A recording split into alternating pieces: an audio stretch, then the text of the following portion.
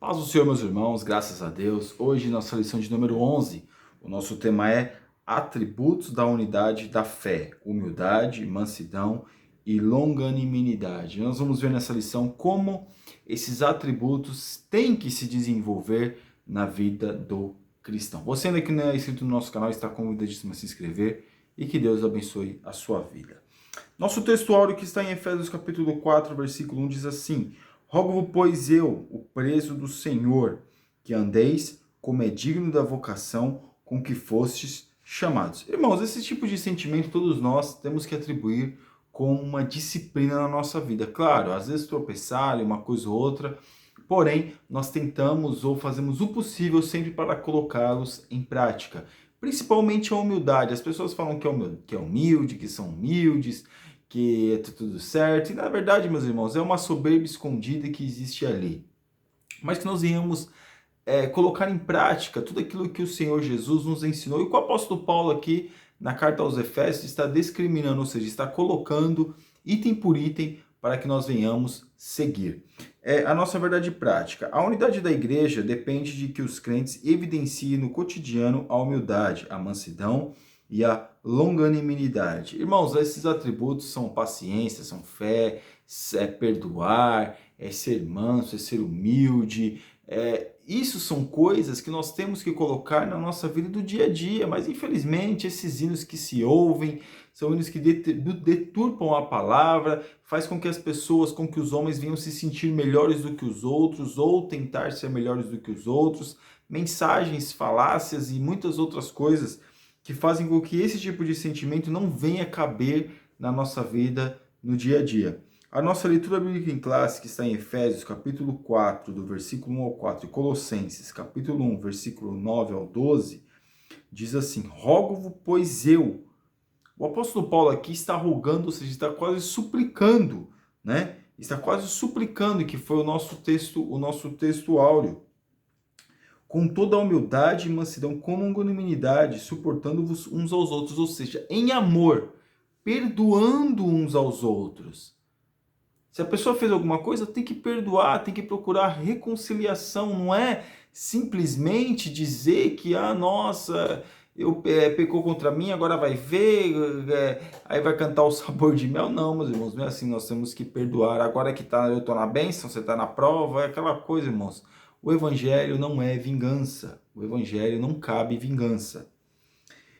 Versículo de número 4. Há um só corpo e um só espírito, como também fossem chamados em uma só esperança da vossa vocação. Nós temos que andar unidos com Cristo. O Espírito Santo tem que habitar em nós, ele tem que nos direcionar, nós temos que aceitar essas direções e nós andarmos com Cristo. Aqui em Colossenses, versículo 9, por esta razão nós também, desde o dia em que ouvimos, não cessamos de orar por vós e de pedir que sejais cheios do conhecimento da sua vontade e em toda sabedoria e inteligência espiritual. Nós temos que buscar, assim, nós falamos na aula passada acerca da inteligência espiritual, nós temos que buscar na inteligência espiritual, nós temos que nos habituar em adquirir inteligência espiritual, como lendo a Bíblia, lendo coisas que relacionam a palavra de Deus, ouvindo mensagens, ouvindo estudos bíblicos, para que nós venhamos desenvolver essa inteligência espiritual. E aqui na nossa introdução, após concluir a oração intercessória em favor da igreja e ao mesmo tempo estimular os cristãos a viverem para a glória de Deus, o apóstolo Paulo enfatiza a necessidade da unidade dos crentes. Primeiro o apóstolo Paulo ele faz uma intercessão e agora ele começa a pregar. Para quê? O coração agora das pessoas estavam mais sensíveis, então ele agora começará a pregar para que as pessoas pudessem, meus irmãos, deveriam entender que tem que andar na presença de Deus. E como é que nós fazemos isso? Aderindo a algumas coisas como regra da nossa vida, do nosso dia a dia, como coisas que nós temos que colocar em prática todos os dias das nossas vidas. Para haver unidade é preciso humildade. Humildade, meus irmãos, não é se sentir o coitado de falar, eu não sou ninguém, falsa modéstia, não é humildade.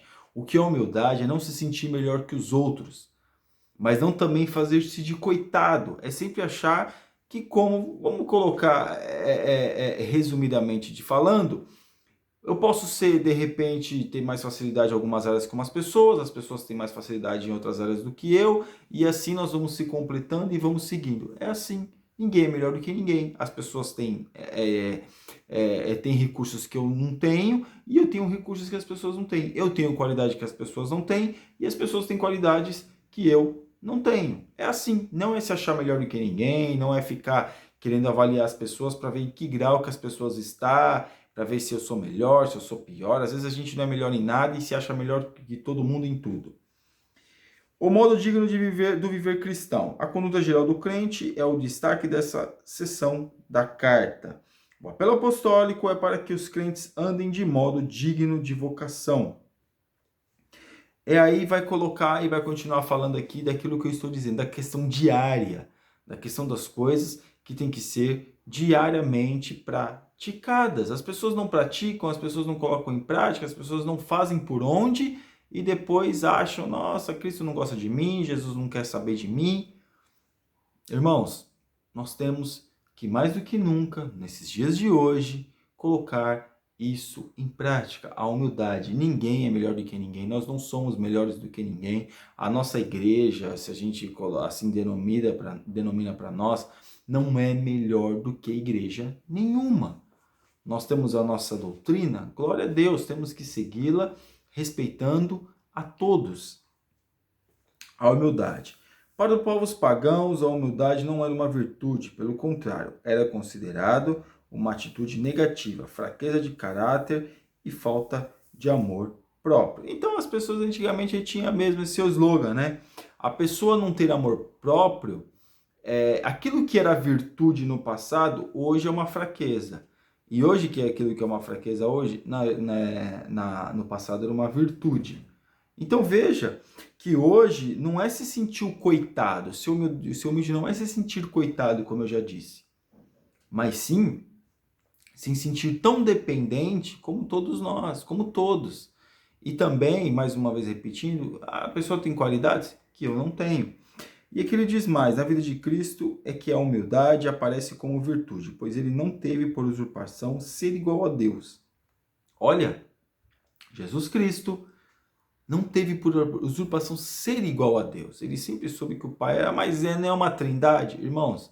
É uma trindade, porém muito difícil que você começar a falar aqui disso e começar a puxar, vai demorar, a aula o comentário vai se estender muito. Mas Jesus nunca se colocou acima do Pai e nem igual ao Pai enquanto estava na Terra. Por quê? Porque ele estava em condição de homem. Ele estava em condição de homem. E aqui nós vemos que Jesus também, ele foi humilde. Como humilde? Ele andou, ele nunca desprezou ninguém. Mesmo o mais terrível pecador, ele nunca desprezou. Não desprezou nem os fariseus, os saduceus, os helênios. Ele nunca desprezou ninguém. Jesus pregou a todos, alguns apenas com exemplo, outros com palavras, outros com milagres, mas Jesus pregou a todos. Jesus foi humilde. Só pelo fato de ele ter pisado nessa terra, irmãos, é um exemplo muito grande de humildade para nós. A verdadeira humildade. O que fica claro em Jesus e no ensino do apóstolo Paulo é que a pessoa humilde expressa a modéstia em oposição ao orgulho e à arrogância. Então a pessoa, ela não é arrogante e não é orgulhosa. Ela procura expressar modéstia, mas não uma falsa modéstia, mas uma modéstia. Não, eu não sou melhor do que ninguém. Não, mas você é. Não, eu não sou melhor do que ninguém. Naquele dia, Jesus resolveu me abençoar, eu preguei, mas é tudo para a glória de Deus. Eu não tenho mérito, tudo para a glória de Deus. Se nós lemos livros, se nós estudamos, se buscamos, se oramos, é tudo para a glória de Deus. É Ele que nos direciona, é Ele que nos impulsiona a orar, a buscar e a fazer a sua vontade. Parte 2. Para haver unidade é preciso mansidão. A virtude da mansidão produz crentes capacitados a bem gerir os conflitos, promovendo paz e conciliação na igreja local. A mansidão, um fruto do Espírito. A palavra mansidão transmite o conceito de ternura, gentileza, cortesia e paciência. Irmãos, igreja, ainda mais nos dias de hoje, né? Sempre foi assim, mas mais evidenciado hoje, muitos e milhares de conflitos. O ministério é tantos conflitos, e quando é culto, quando é congresso de irmãs, misericórdia. Quantos conflitos não existem em congresso de irmãs por causa de roupa? Congresso de varões, igrejas que têm varões, e congresso de adolescentes, congresso de jovens, tudo às vezes é ligado à roupa, à vestimenta. Eu estou citando um exemplo, e é uma guerra, uma fofocaiada terrível.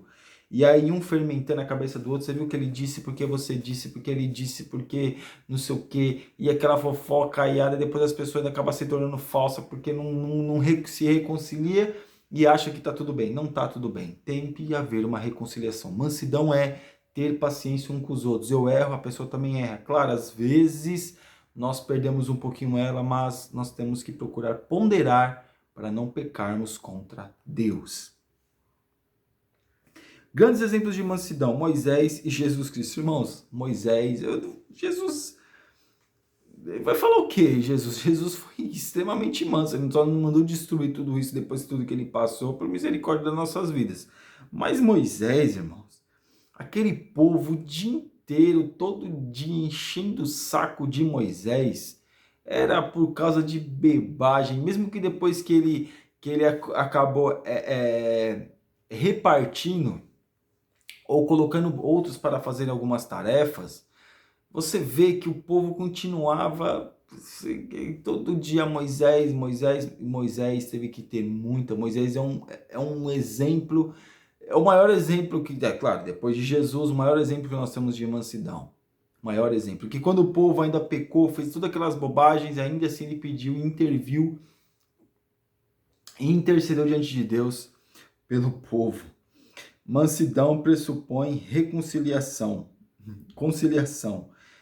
Irmãos, infelizmente hoje, a gente fala de conciliação, a gente vê que na igreja, o povo não quer muito saber de conciliação, não quer saber de reconciliar, não quer saber de reconciliar, nem de conciliar nada. Se me pisou no meu calo, eu não vou pedir perdão. Se quiser vir pedir perdão para mim, ainda é orgulhoso. Então veja, irmãos, que a melhor coisa, se pecou, se a pessoa fez algo para você, peça perdão. A maior virtude de pedir perdão não é do ofensor, é do ofendido. O ofendido pedir perdão para o ofensor, isso é virtuoso. É isso que nós temos que colocar em prática na nossa vida. E aqui no 3, para haver unidade, é preciso longanimidade para o exercício do perdão.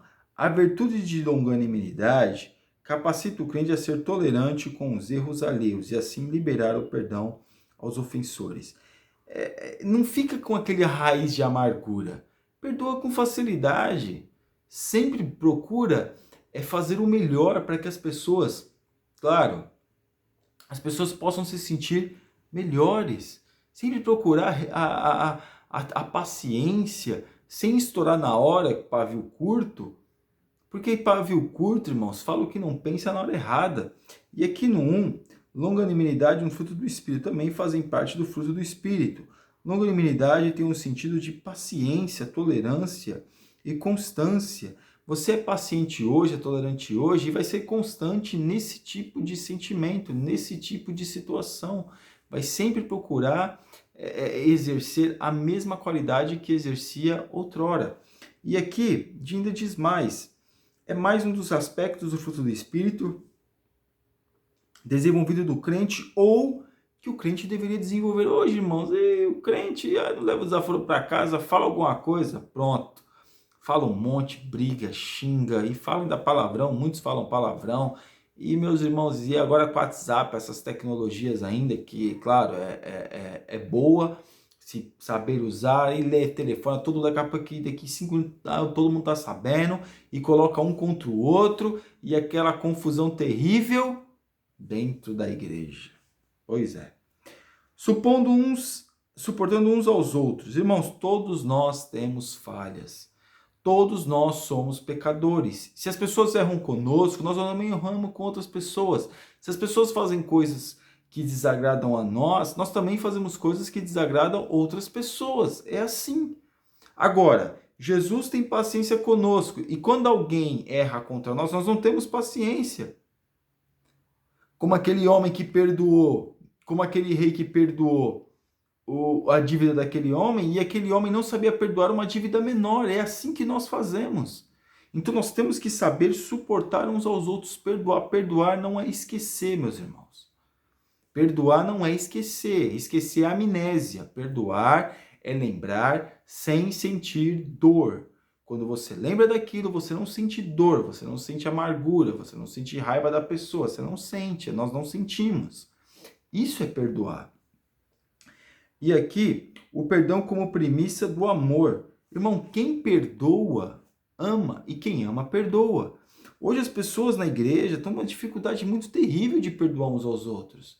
Não leva o desaforo para casa, é claro, falar de igreja numa altura dessa, onde nós já estamos quase 90 dias sem culto, alguns quase 90 dias sem ir à igreja, como eu, por exemplo, que quase 90 dias já sem ir à igreja, não é fácil, meus irmãos, falar de culto, né? Já que eu estou em um outro país, então veja que as restrições ainda são maiores. O Brasil tem igreja em todo lugar, aqui onde eu estou não tem igreja em muitos lugares. Poucos lugares são os que têm igreja. Então veja que existe esse problema. O perdão, as pessoas não conseguem conviver juntas e aquela confusão terrível dentro da igreja e vai ter uma festa confusão e o culto é porque ele tocou, porque ele não tocou, porque deveria ter tocado. É que o pastor, e que o ministério, que isso, que aquilo, irmãos. Vamos aprender a perdoar. As pessoas nos prejudicam mesmo, isso é fato, e nós vamos sempre ser prejudicados e provavelmente estaremos prejudicando outras pessoas também. O que nós temos que entender é seguir aquilo que Cristo nos direcionou. Amém? E a nossa conclusão.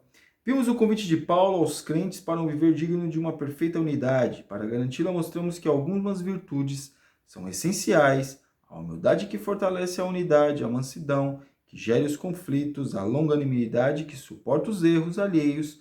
Quando os crentes vivem essas virtudes, as dissensões desaparecem e o nome de Jesus é glorificado. Quando será que isso vai acontecer, hein? Nós vemos que cada dia mais as confusões têm aumentado cada vez mais dentro da igreja. E aí a gente fica perguntando, por que o Espírito Santo de Deus não opera como operava antes? E aí ficamos forçando um fogo estranho, um fogo falso dentro da igreja para ver se nós sentimos alguma coisa. Infelizmente.